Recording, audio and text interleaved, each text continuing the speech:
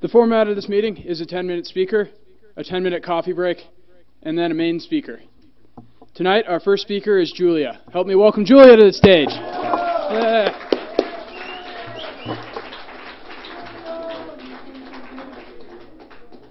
Hey, I'm Julia, I'm an alcoholic. Codule, you could have read a little slower. I like delay. Anyway, I was kind of destined to be an alcoholic. Both my mother and my father are alcoholics. My brothers were alcoholics. I have an aunt, an uncle, cousins. So, we're kind of like our own tribe of alcoholics. But being here was not what I planned. I really didn't want to drink.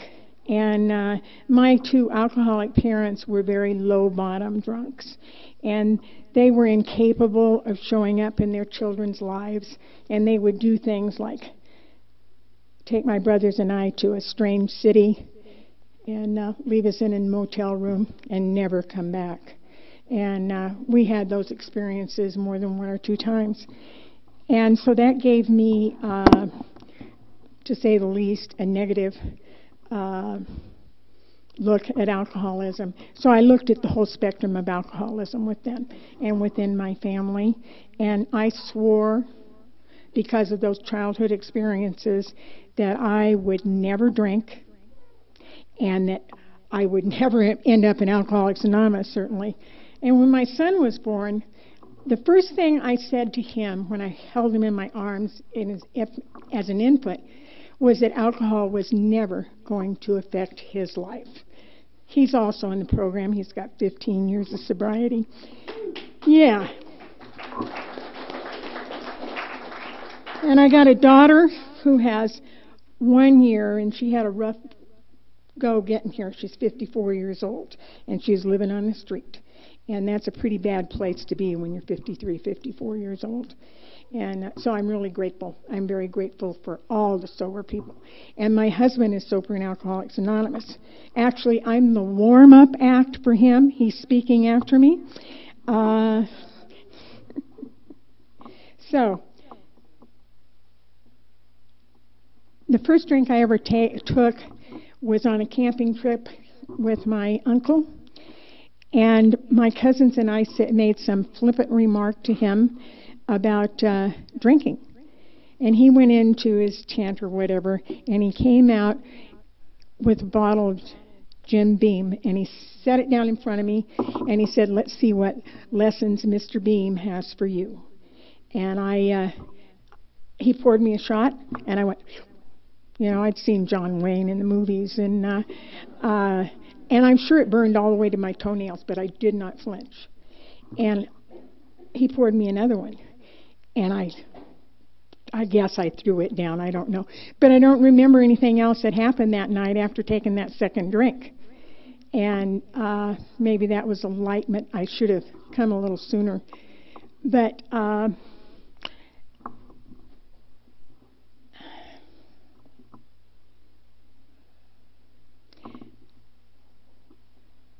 my parents drank until I was about 14 years sober.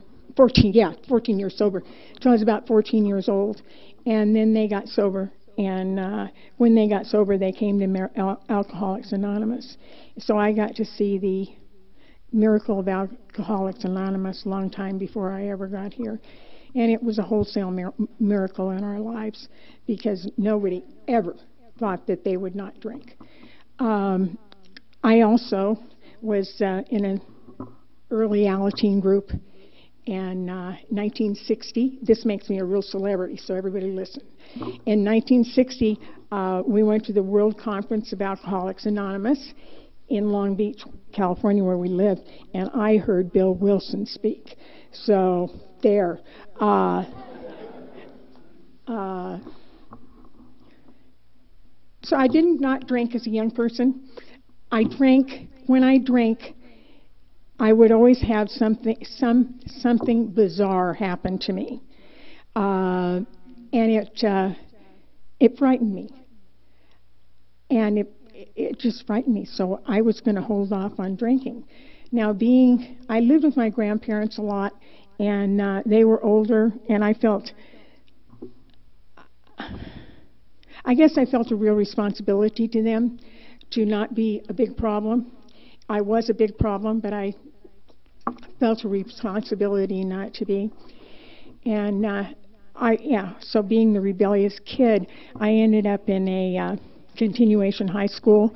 You know, that's where you don't have to do anything to pass, and I failed. And so my mother called, and I refused to live with her. I lived with my grandmother. And my mother called, and she said, look, one of two things is going to happen here. Either you're going to start to pull down some grades, or you're going to have to go to work. So I did the only thing any 16-year-old girl would do at that time. I married John, the boy next door. And on our wedding night, I'll tell you how sophisticated I was about alcohol. My brother put a bottle of champagne in our suitcase because neither one of us were old enough to buy any. And when we got to wherever, we didn't know how to open it. You know, we went down and bought a wine quart thing to open the champagne with. Anyway, we got it open, and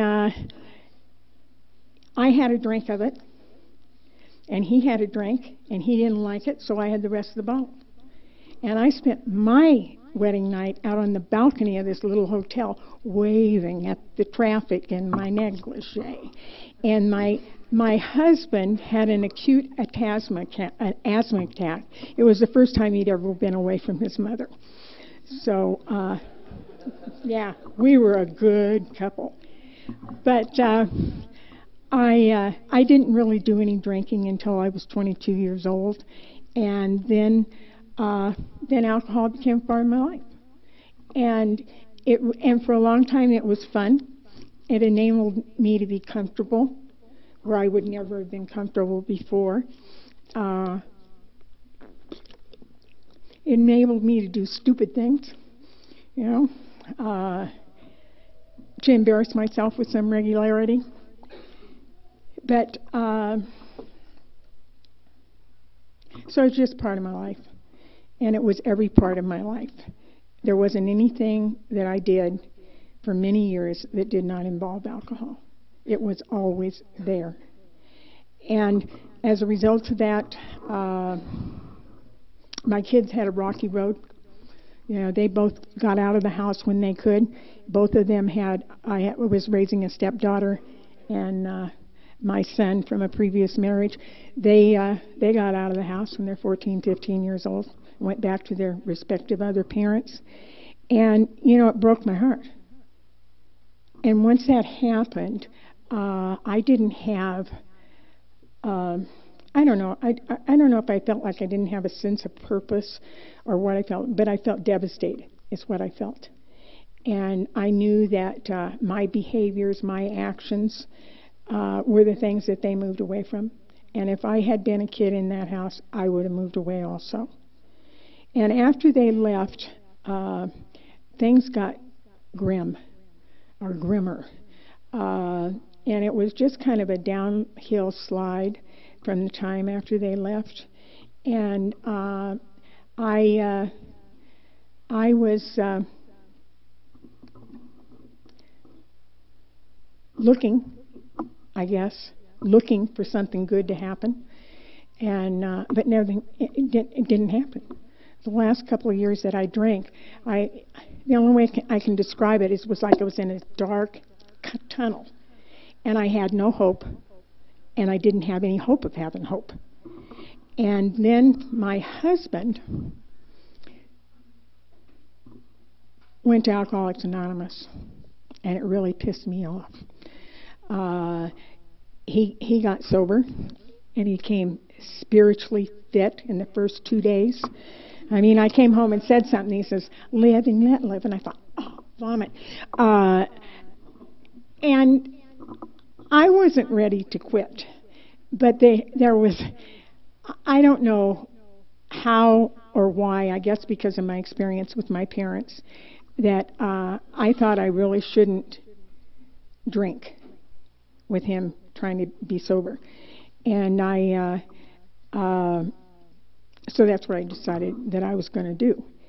And somebody suggested that I go to Al-Anon, and I went to Al-Anon for about a week, and then there was this other Al-Anon, new to Al-Anon person, and we decided we'd go out for drinks before the meeting, and I liked Al-Anon a lot better once that had happened.